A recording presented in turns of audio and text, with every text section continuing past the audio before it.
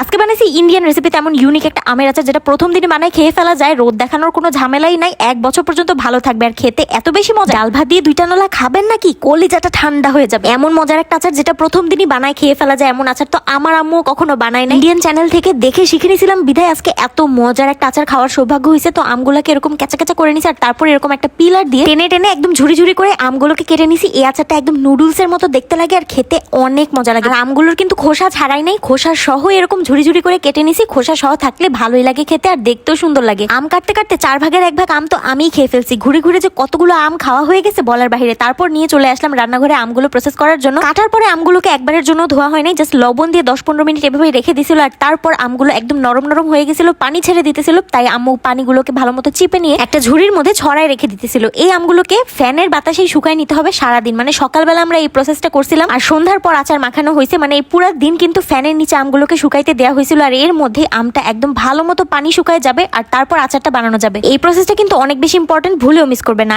এখন আচারের মশলাটা বানানোর জন্য এখানে নিয়ে নিছি সরিষা, 2 চামচের মতো সরিষা নিয়ে নিছি। আর সাথে 1.5 চামচের মতো আস্ত ধনিয়া লাগবে, ধনিয়ার পরিমাণটা একটু বাড়াই দিতে হবে। তারপর এখানে আছে 2 চামচের মতো মিষ্টি সস, এটাকে মিষ্টি সস নামে আমরা ডাকি, তো এই মিষ্টি সসটা একটু বেশি লাগবে। তারপর এখানে আছে মেথি, মোটামুটি 1/2 চামচের মতো মেথি এখানে আছে। আর এখানে আছে জিরা, প্রায় 1 চামচের মতো জিরা নিয়ে নিছে, এটা হচ্ছে কাঁচা জিরা। আজকের আচারটা বানানোর জন্য এই 5 পদের মশলা থাকলেই এনাফ হবে। আর এই তো দেখেন আমাদের আমটা কিন্তু একদম শুকানো হয়ে গেছে, কোনো রোদে দেখানো ছাড়াই আমটা একদম পারফেক্টলি শুকানো হয়ে গেছে। আর এই আচারটা বানানোর পরও রোদ দেখানো লাগবে না, রোদ দেখানো ছাড়াই এই আচারটা একদম 1 বছরের মতো ভালো থাকবে। আর এই আচার বানানোর জন্য লাগবে অনেক বেশি করে কাঁচামরিচ আর অনেক বেশি করে রসুন। এই সব কিছু কেমনে কেমনে প্রসেসিং করছি এই সবগুলো কিন্তু সামনে দেখাই দেবো, ভিডিওটা পুরোপুরি দেখবেন। তো এখন মশলাটাকে শুকনা খোলায় টেলে নিতে হবে, তাইলেই ভালো মতো গুঁড়া করা যাবে। আর এইভাবে টালা দিয়ে নিলে না মশলার ঘ্রাণটা খুব সুন্দর লাগে আমার কাছে। আমরা তো সবসময় দেখছি আচার বানানোর জন্য আম্মু আগে থেকে মশলাটা একটু টেলে নেয় তারপর বানায়। ব্লেন্ডারে দিয়ে 2-3টা ঘুরান্টি দিলে মশলাগুলো একদম মিহি গুঁড়া হয়ে যায়। কেউ চাইলে শিল্পাটাও বেটে নিতে পারেন, আমি তো ভাই ব্লেন্ডারে ইজিলি করে নিব, এটাই সুবিধা হয় আর তাড়াতাড়িও হয়ে যায়। এবার আচারে দেওয়ার জন্য তেলটা আগে থেকে গরম করে নিব। কুমকুমা গরম হয়ে গেলে এর মধ্যে কালো জিরা ছেড়ে দিব। তেল কিন্তু বেশি গরম করবে না, তাহলে কিন্তু কালো জিরা পুড়ে যাবে, পরে তিতা লাগবে। আর এবার এর মধ্যে আমাদের গুঁড়া মশলা কিন্তু রেডি হয়ে গেছে, এই মশলাটাই আমাদের আচারের মধ্যে দিব।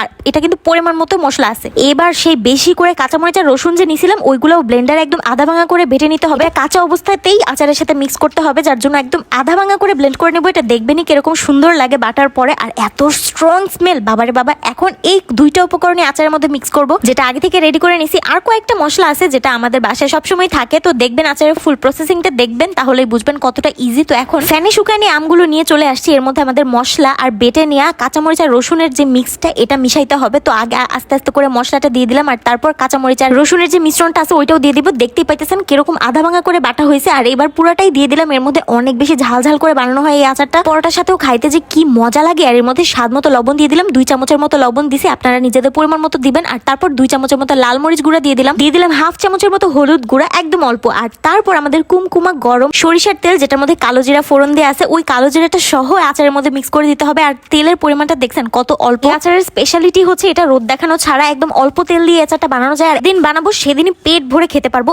এমন মজা হয় এই আচারটা। রুটি পরোটা দিয়েও দারুণ লাগছে আমার কাছে। আর ডাল ভাত দিয়ে তো কথাই নাই, জাস্ট দেখেন কি লোভনীয় একটা লুক। আমি তো হাত দিয়ে খুব ভালো মতো আচারটা মাখাই নিছি, আর মাখানোর সময় এত সুন্দর একটা স্মেল আসতেছিল, আমি একদম লোভে পড়ে যাচ্ছিলাম, জিভে জল চলে আসে না এরকম একটা ভাব। এই আচার কখনোই নষ্ট হবে না, রোদ দেখানো ছাড়াও ভালো থাকবে। শুধু খেয়াল রাখবেন কোনো রকমের আর্দ্রতা জানে এই আচারটাকে স্পর্শ না করতে পারে। বোতলের মধ্যে যাতে কোনো রকমের পানি পানি ভাব না থাকে, আর এমন কোনো জায়গায় রাখবেন না যাতে করে বোতলের ভিতরে ঘাম তৈরি হয়ে যায়, তাহলে কিন্তু আচারটা নষ্ট হবে। এটা সব ধরনের আচারেরই নিয়ম। আমি ভালো মতো ঠেসে ঠেসে আচারটা ঢুকাই রাখতেছিলাম। আর যদি পরবর্তীতে মনে হয় তেল দিতে হবে, অল্প একটু তেল দিয়ে ভিজিয়ে রাখা যায়, যাতে করে আচারটা অনেকদিন ভালো থাকে আর ভেতর ভেতর যাতে মজে যায় আচারটা, তাইলে কিন্তু খেতে আরো বেশি ভালো লাগবে। প্রথম দিন বানানোর পর কিন্তু আমটা একদম কচকচে থাকে, আচার খাওয়ার সময় মনে হবে সালাদ খাচ্ছি, কিন্তু কোনো সাধারণ সালাদ না, এত এত এত বেশি মজার একটা সালাদ, যেটা কিনা বাসায় সবাই এক বসায় চেটে পুটে খেয়ে ফেলতে পারবে। আমি তো ডাল ভাত দিয়ে এনজয় করতেছিলাম। 15 থেকে 20 দিনের মধ্যে আমটা ভালো মতো মজে যাবে, তখন কিন্তু খেতে আরো বেশি মজা লাগবে, মানে টেস্টটা দিন দিন বেড়েই যাবে।